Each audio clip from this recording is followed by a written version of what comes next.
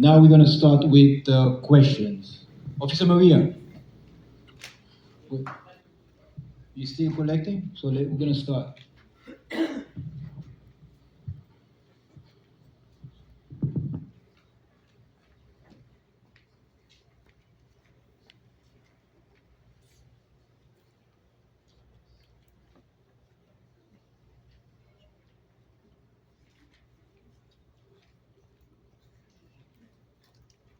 Christina, you want to read the question? Good night, everyone. Thank you for being here. This question, what programs are in place to reach the youth before they become gang members and criminals? Probably to the DA?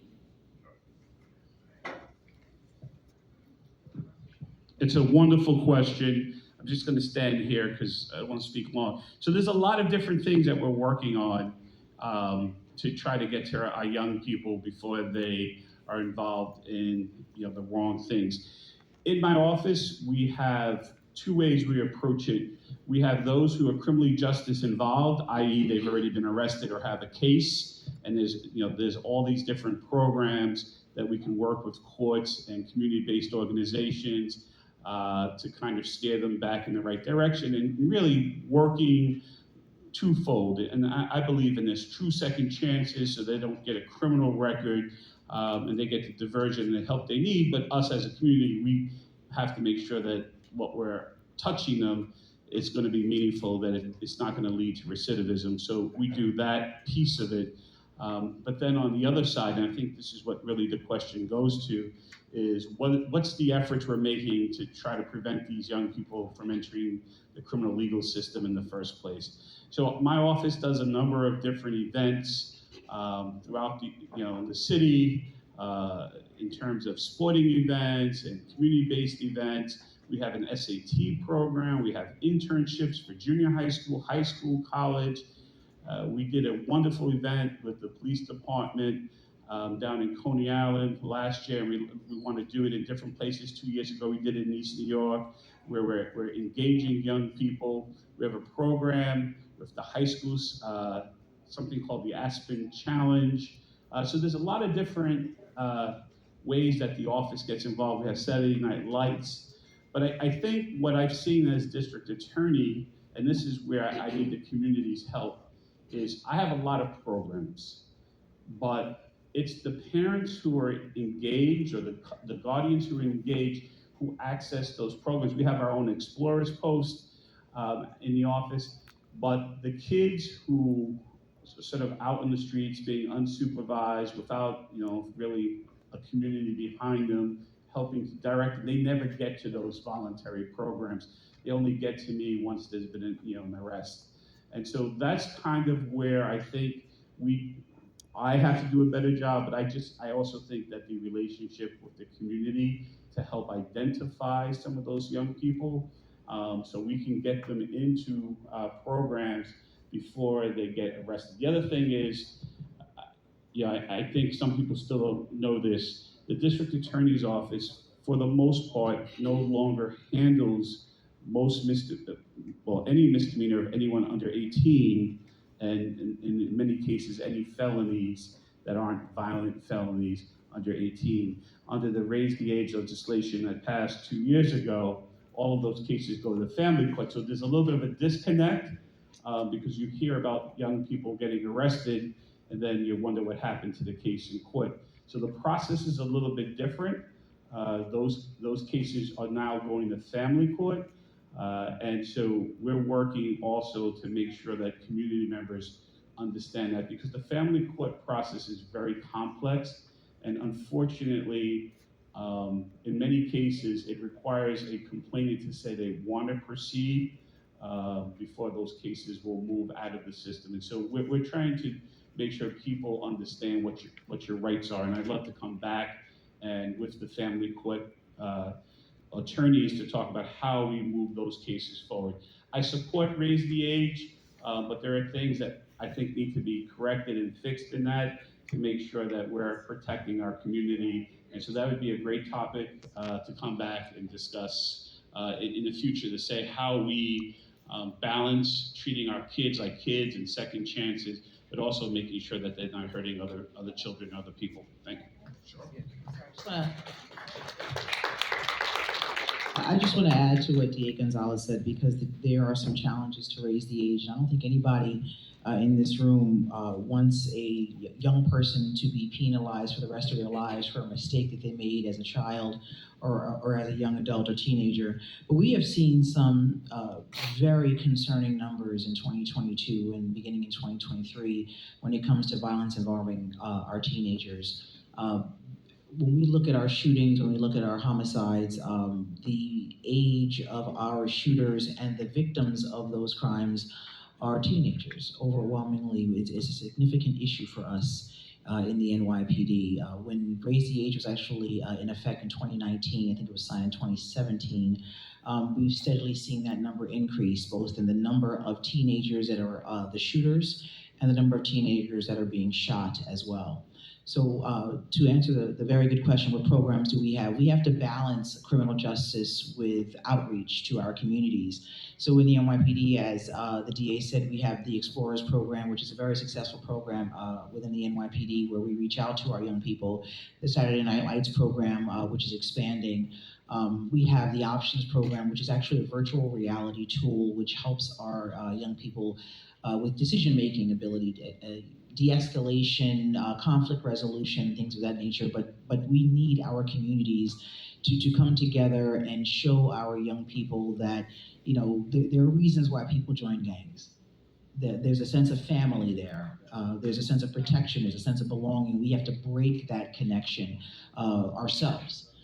Because what are we not doing that we can do better to show the off-ramps to criminality? We have to show a bigger sign that there's another way to do this and not go this way. So while we can do a number of programs in the community, in the police department, in the DA's office, to show that we are involved and we can connect with our kids, because the first time a teenager sees the police should not be a negative interaction. It should be a positive interaction. So while we can do all those things, we have to be able to break this cycle of kids joining a gang. And the other thing is, and I'll turn it over, actually, because probably one of the best people to speak about this is our now Chief of Department, Chief Madry, who was once in Community Affairs.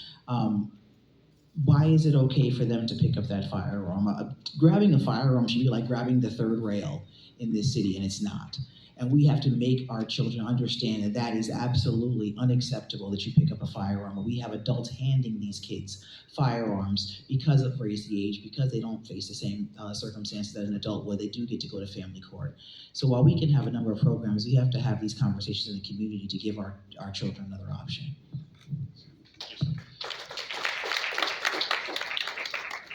And for my office, like I said, there's a whole lot of different programs. Happy to share. A good source for that information is our website.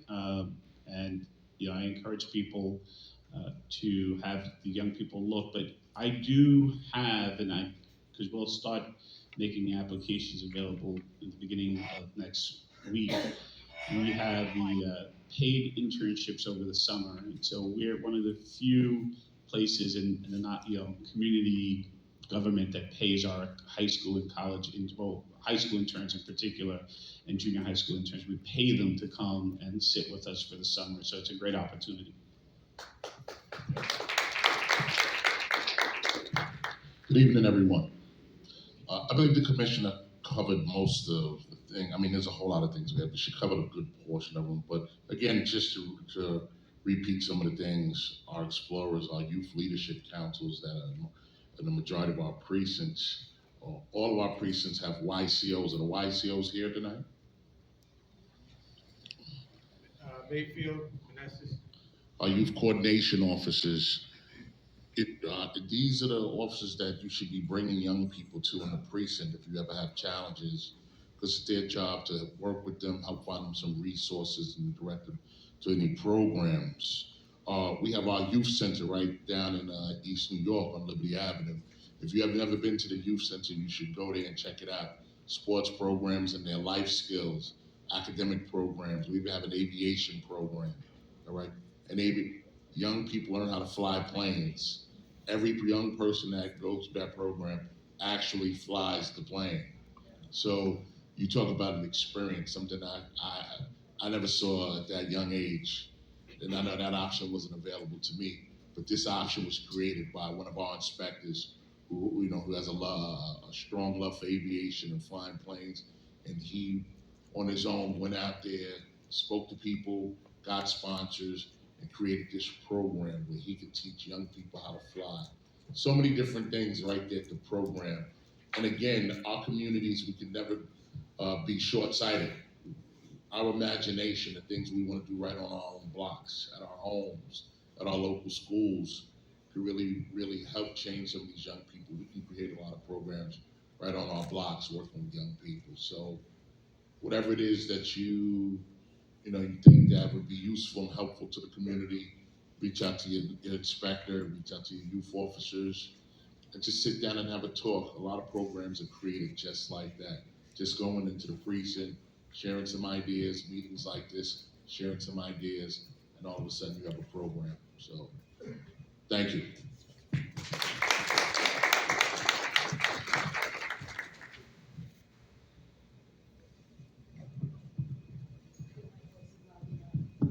next question, we have some similar questions that the same. This one is, what can be done to keep the criminals from being back on the street before the officer is finished with his paperwork? And I'll give you a follow-up to this one. It's the same thing. I was watching a male who arrested today. While officers were putting him in the car, he said, "Do not worry, I will be out tomorrow." So they need to have some answers. Who asked that question? That's a great question. So, I think we've said since, I know I've said since last year, and my predecessors have said that before, that while the criminal justice reforms were well-meaning, we are dealing with chronic recidivism across the city. We are arresting the same people over and over again for the same crimes because of well-intentioned reforms to being able to address certain disparities, but I think the pendulum has swung in a direction that we need to move it back. So I've said that, I'll keep saying it. It may not be a popular view, but I have no problem standing in front of it. We cannot have people who continue to victimize the people and businesses in this city walking the street before an officer finishes her tour.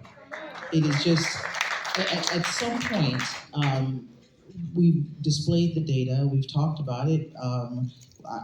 I write op-eds, the chief goes in front of hearings and testifies to what we're seeing every day.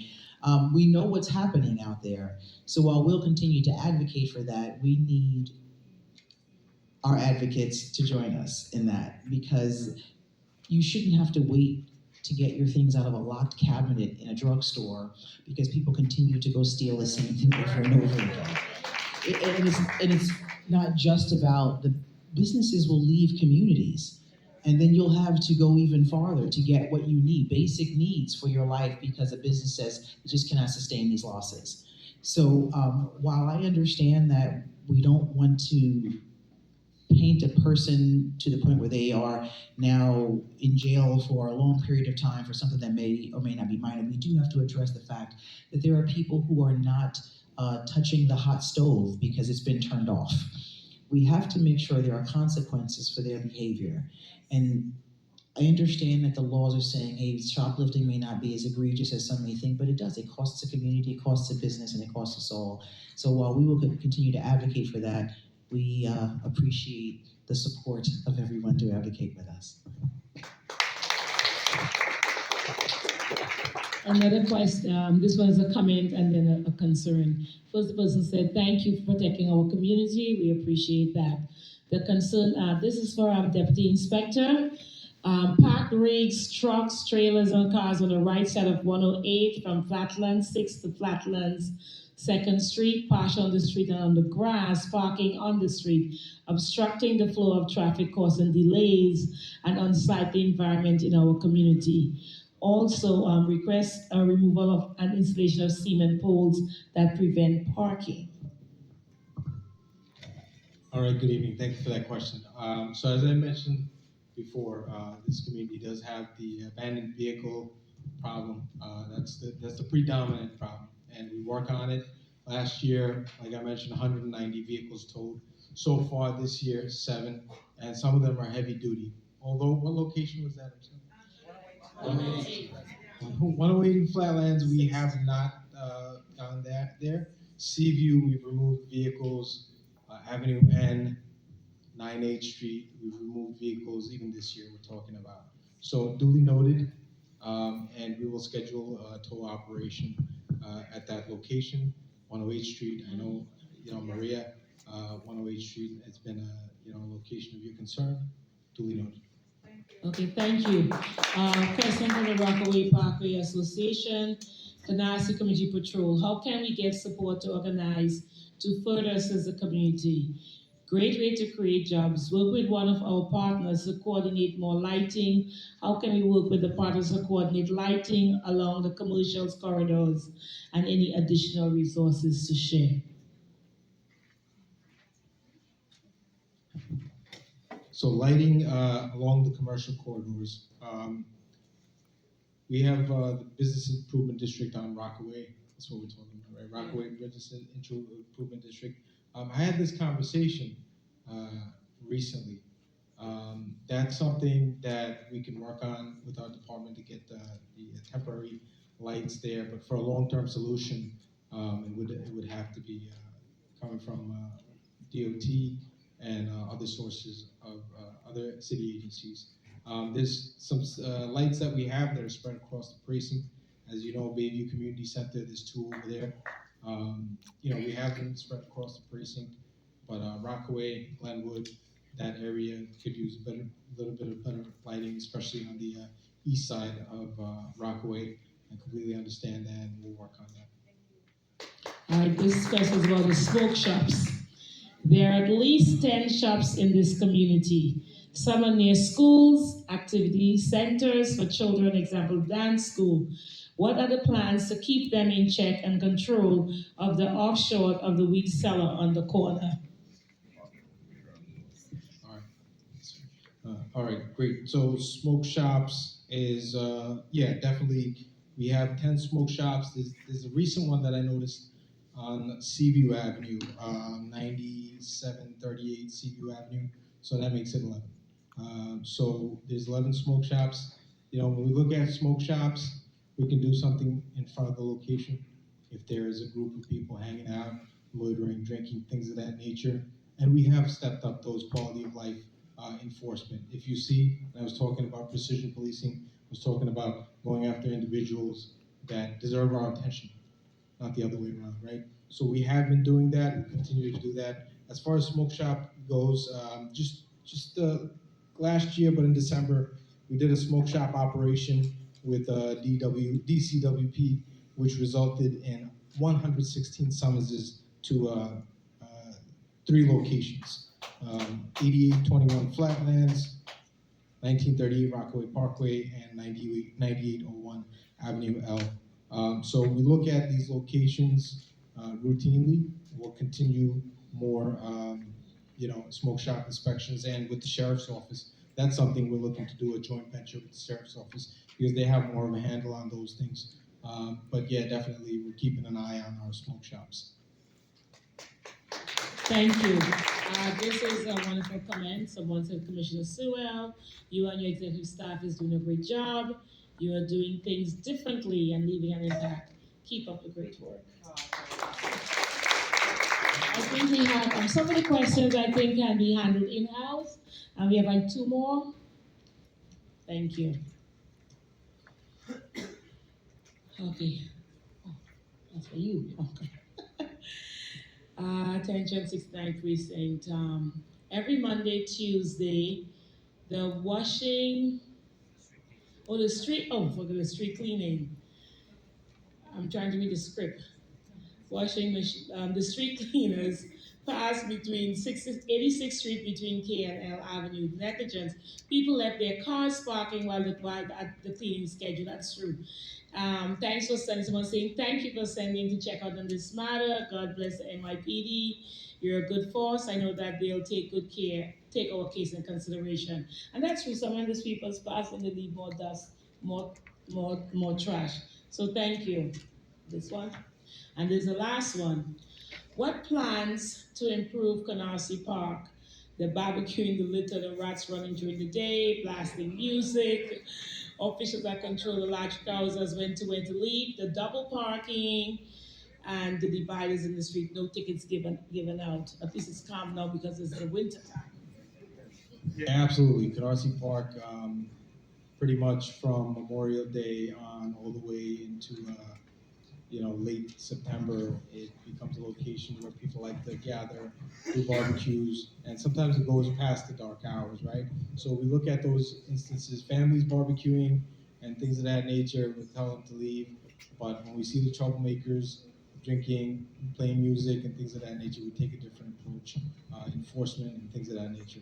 And my NCOs, we have Officer Batuta and Officer Singh, and over the summer, we had Officer Hassan over there as well. They were in there. They were in Canarsie Park issuing summonses, taking care of those problems as far as quality of life problems, double parking, and things of that nature. But we'll see it because it's just such a popular park in this community. And as we continue to do this stuff, hopefully it sends the right message that people cannot double park there. But as we see it, we'll fix it, and hopefully we'll have less of that problem in the summertime. Thank you.